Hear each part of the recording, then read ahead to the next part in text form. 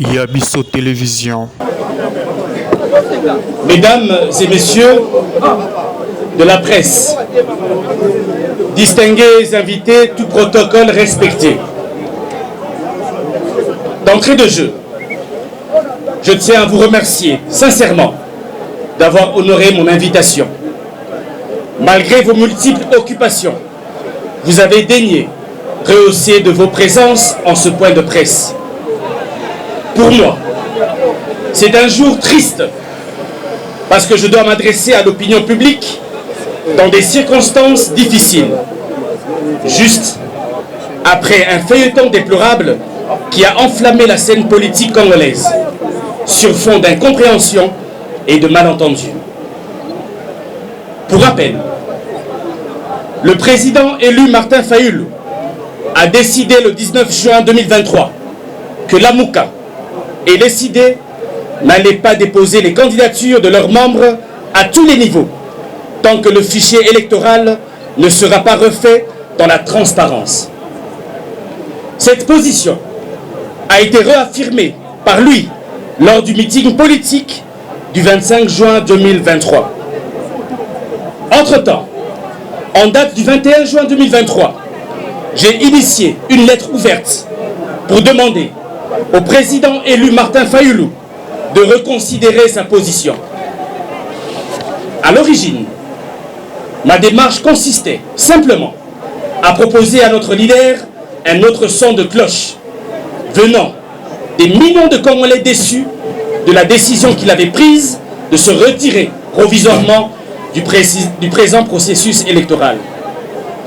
Pour celles et ceux qui avaient pris le temps de lire ma lettre ouverte, publiée sur les réseaux sociaux, ils ont dû comprendre que je demandais respectueusement au président de revenir sur sa décision dans l'unique but de répondre aux attentes du peuple congolais.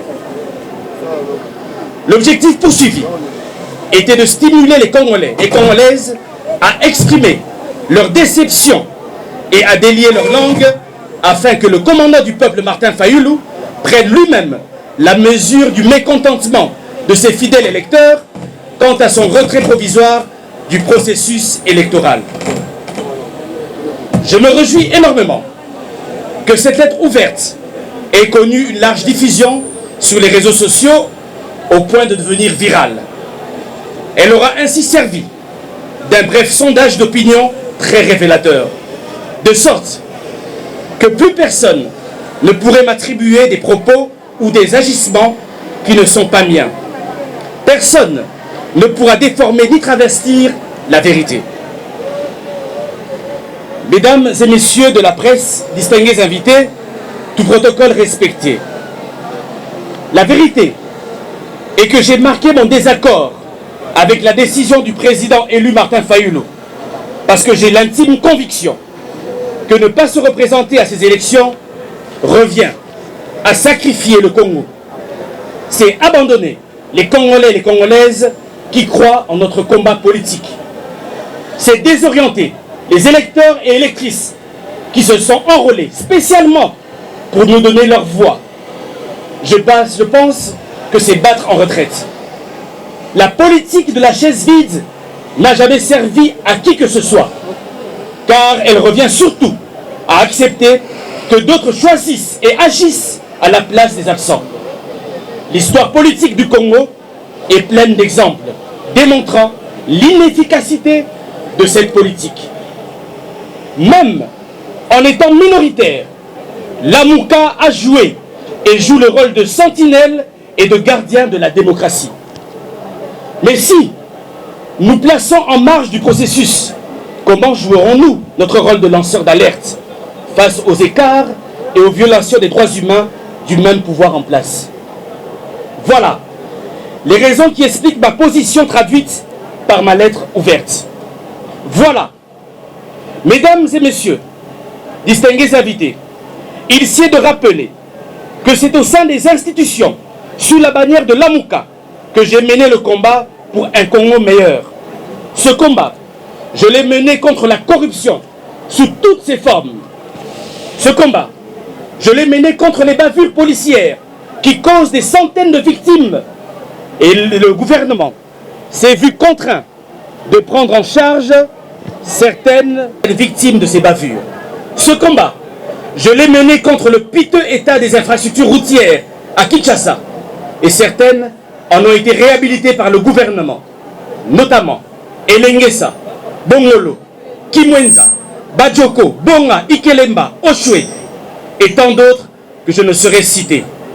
Ce combat, je le mène en faveur de 27 millions de Congolais qui sont tenaillés par l'insécurité alimentaire, de 10 millions d'enfants qui croupissent sous la malnutrition, pendant que notre pays n'exploite pas les millions de 80 hectares de terres arables où son potentiel halieutique de 700 000 tonnes de poissons susceptibles de nourrir 2 milliards de personnes. Ce combat, je le mène contre le taux de chômage aigu dans notre pays, où 90% de notre jeune population n'a pas de travail.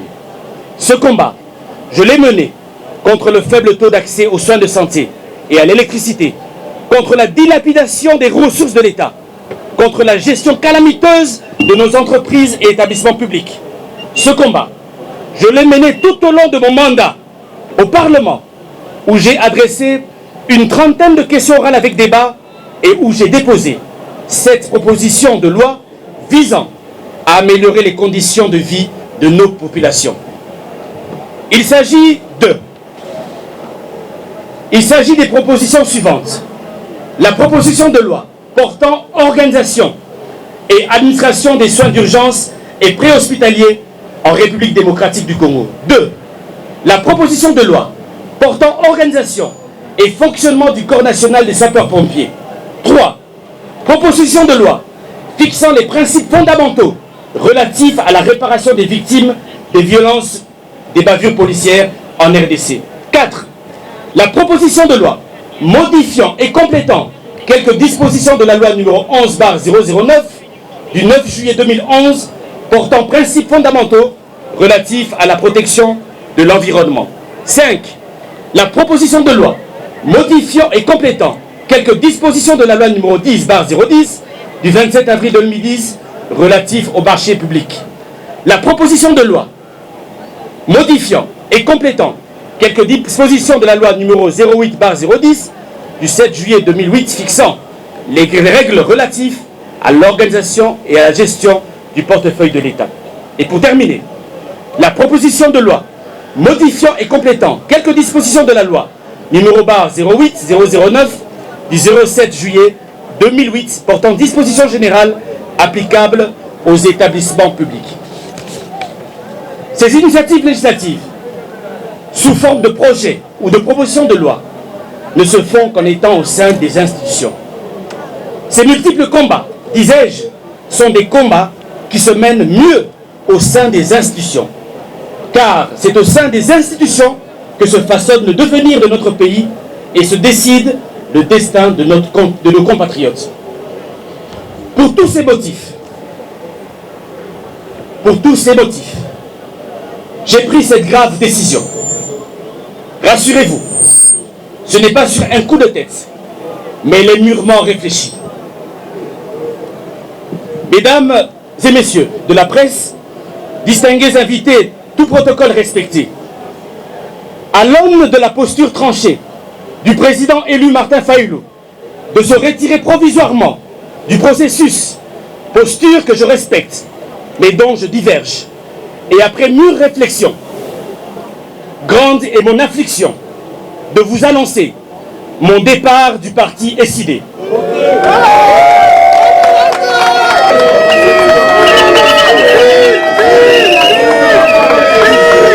À l'aune de la posture tranchée du président élu Martin Fayulu de se retirer provisoirement du processus, posture que je respecte, mais dont je diverge, et après mûre réflexion, grande est mon affliction de vous annoncer mon départ du parti SID.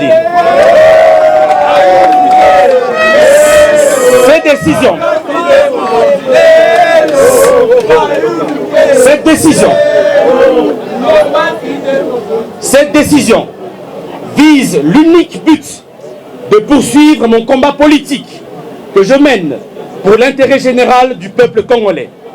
Soyez rassurés que ma vision de défendre les intérêts de mes compatriotes, quoi qu'il en coûte, reste intacte et elle n'est pas circonscrite dans les milices d'une formation politique.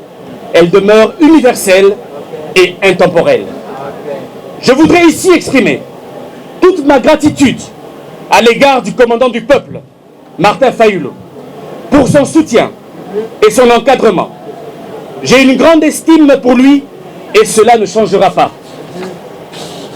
Je tiens également à remercier le secrétaire général d'Evos Kitoko pour son appui et ses sages conseils. Je tiens enfin à remercier tous mes camarades du parti pour les merveilleux moments passés ensemble. l'ESID est et restera à jamais le moule politique qui m'a forgé. Quant à vous, presse congolaise, pour l'amour du ciel, je vous en prie, n'alimentez pas la polémique entre l'ESID et ma personne. Je serai et resterai le porte-parole de cette jeunesse abandonnée. Je serai et resterai le défenseur des travailleurs congolais chosifiés par les expatriés. Je serai et resterai le défenseur des opprimés jusqu'à obtenir une société plus juste dans laquelle chaque Congolais trouvera sa part. Que Dieu bénisse les Congolais et Congolaises. Que Dieu bénisse notre cher beau pays. J'ai dit et je vous remercie. Bandeko na ngai na lingala pe na mokuse na lobi boye na pesi bino matondo ndenge bondimi kotika misala na bino pona koyoka ngai tina na bimisaki bokanda oyo bomonaki na ba réseaux sociaux ezalaki pona kotalisa président Martin Fayulu ndenge bana Congo basepelaki te na mokano na ye pe kopekisa ye ya ko se présenter na ba élection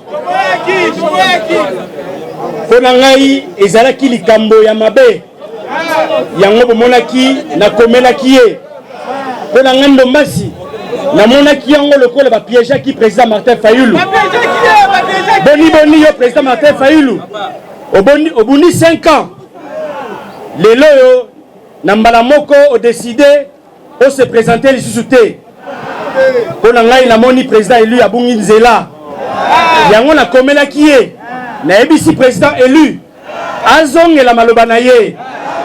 Mais malheureusement dimanche le 25 juin Nanjili Sainte-Thérèse président élu a persisté dans la décision na ye yango ngai Ados Nombasi na lobi boye nazali na likambo moko te na président élu Martin Fayulu nazali na likambo moko te na bandeko na ngai ya ESID tozali famille mais ngai Ados Nombasi nazali représentant du peuple congolais et tumba na ngai il faut esalamaka kaka na kati ya bainstitution soki lelo oyo nalingi kochanger vie ya bacongolais il faut nabunda kaka na kati ya bainstitution.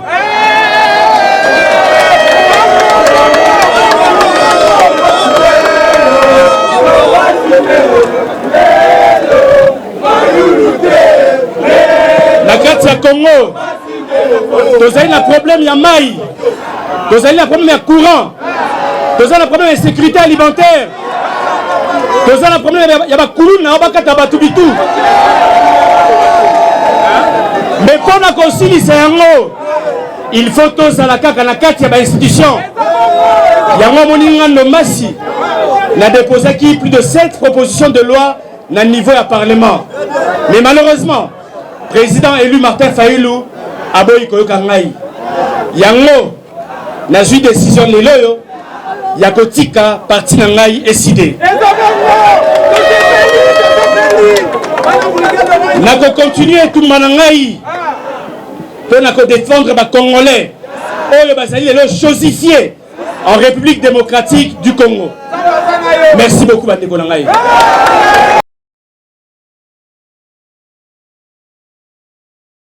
Yabiso Télévision.